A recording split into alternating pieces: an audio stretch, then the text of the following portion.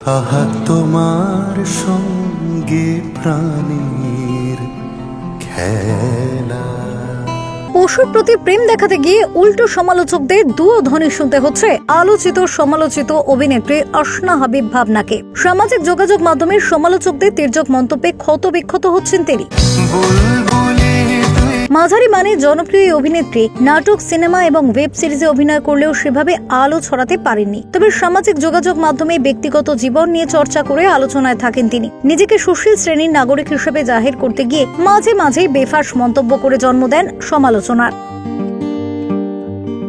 সম্প্রতি তার verified Facebook পেজে ট্রাকে থালার গরুর ছবি প্রকাশ করে পশুপ্রেমী হিসেবে নিজেকে পরিচয় দিয়েছেন। সেখানে তিনি পশুর কান্নাকে ইঙ্গিত করে লেখেন, আমার কান্নার শব্দ কি শোনা যায় তোমার শহরে। ছোট এই বাক্যটির মধ্য দিয়ে তিনি গরুর মাংস খাওয়ার বিরোধিতা করেছেন তা নেটিজেনরা মুহূর্তেই বুঝে ফেলেন। তবে ভাবনার এই পশু প্রেম নেটিজেনদের মনে কোনো ইতিবাচক প্রভাব ফেলতে পারেনি, বরং তাকে ভণ্ডামির আশ্রয় নেওয়ার জন্য অভিযুক্ত করেছেন। ফেসবুকের সক্রিয় ভাবনা বিভিন্ন রেস্তোরাঁয় মজা করে গরুর মাংস খাওয়ার ছবি অনেক আগেই প্রকাশ করেছেন। বিফ স্টেক সহ বিভিন্ন পদের খাবারের সামনে নিয়ে তার অতি পরিচিত হাঁ করে থাকা অঙ্গভঙ্গি দেখিয়ে আনন্দ প্রকাশ করার ছবি ফেসবুকে অনেক আগেই আপলোড করা আছে। ভাবনার ভাইরাল হওয়া ফেসবুক পোস্টের স্ক্রিনশটগুলিতে বন্ধুর কাছে পুরনো ঢাকার ঐতিহ্যবাহী তেহারি ও গরুর মগজ খাওয়ার আবদার করেছেন।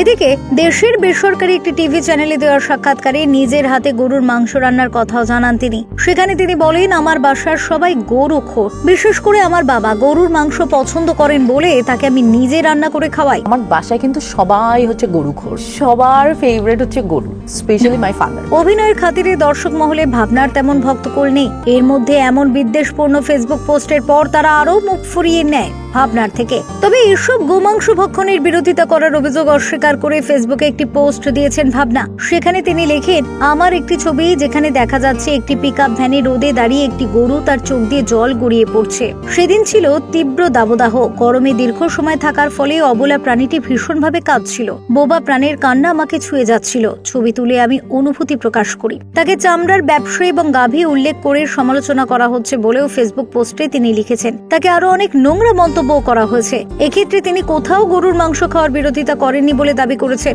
গরুর এই ছবিটি নিয়ে তিনি কোনো কবিতায়, গল্পে কিংবা ক্যানভাসে আবারও লিখবেন বলেও উল্লেখ করেন ওই ফেসবুক পোস্টে।